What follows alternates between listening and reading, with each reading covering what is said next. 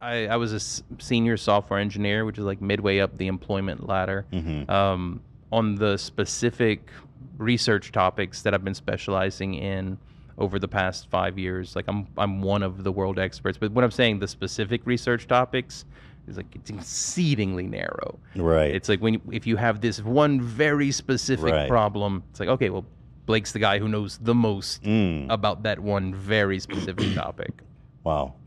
And so, okay, that's interesting. So you get hired. Now, how long have you worked for Google entirely? I worked for Google for 7.5 years. So that's a long time. Yeah. And when you first went into Google, what kind of things did you start working on? So the team that I started working on, it went through several name changes over the years. But if you remember a product called Google Now.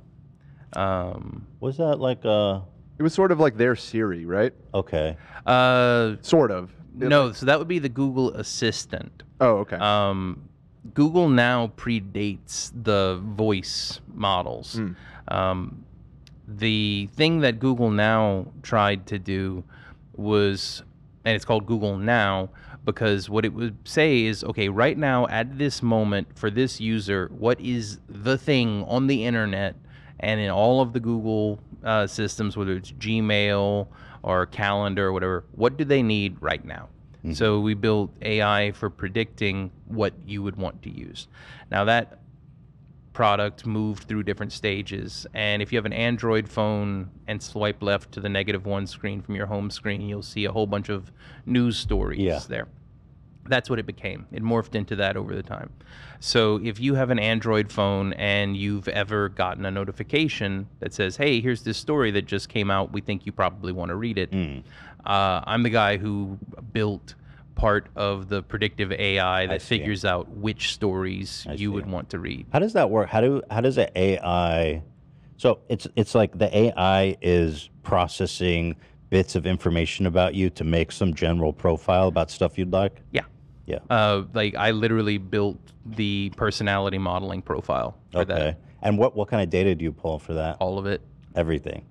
You're talking about like the backdoor crazy data internet that like we don't see, that Google knows about everything. I mean, like, so it's not that you don't see, it's all of the actions that you've taken across all of the different surfaces that Google has access to. So if you've used that app before, which stories did you click on? Which ones did you see? Which ones did you actually read the story? And it takes from, if you're on YouTube, what kind of videos you're watching and stuff like that. So too? I didn't work on that part of the system, but another part of the system does take in that data. Do you find it at all concerning? Do you have any reservations about the amount of data Google collects on us? Or do you think it's, fair? So I think that, having seen like how the sausage gets made, I actually think that's the wrong question. Because does it matter how much data they can collect about you? Or does it matter what kinds of predictions they can make about you? So let's say that Google stored 0 data about you, and instead of an AI, they had a crystal ball. And whenever you came and used the site, they just asked the crystal ball what you wanted to see, what you wanted to watch, what you wanted to read, and it got a correct answer from it.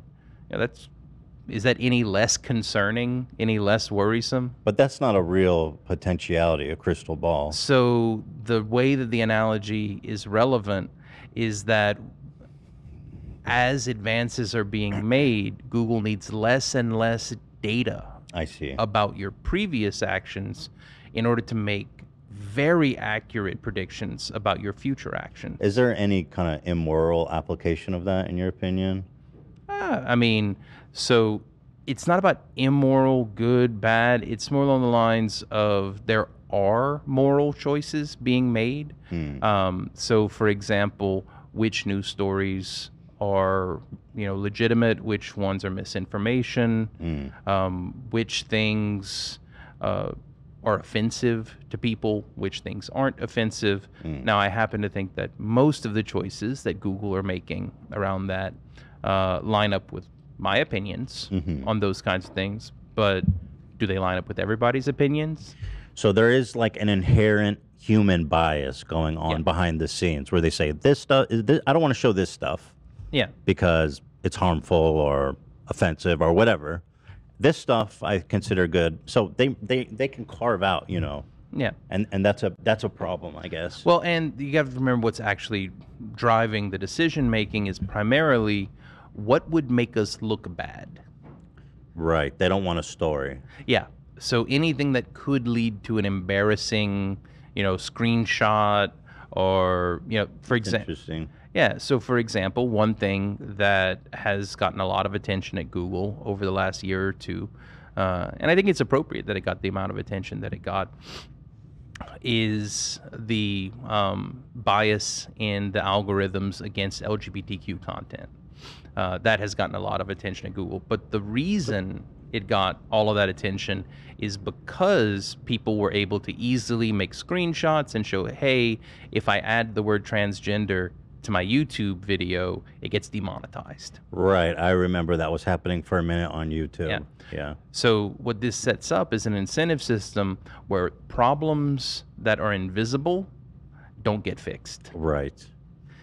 So even the AI, in a sense, is a victim of our own kind of, moral outrages that are sensationalism, even maybe, let's say, that we see. So and going back, the kinds of errors that you can have in an AI system, and in technical terms, it's called precision errors or recall errors. Precision errors are when you made a decision and the decision that you pushed forward with was incorrect. So let's say you said something is spam and it wasn't, or that something is adult content and it wasn't. That's a precision error. A recall is, let's say that you do a Google search for a particular website, and this is the only time recall errors really get caught. There was a big controversy a few years ago where people would search for the word Breitbart, and the Breitbart site wouldn't show up in results. That kind of error only gets caught if you know what should be showing up. Right. And in that specific instance, the Breitbart news agency was I'm sure that was a big story. Yeah.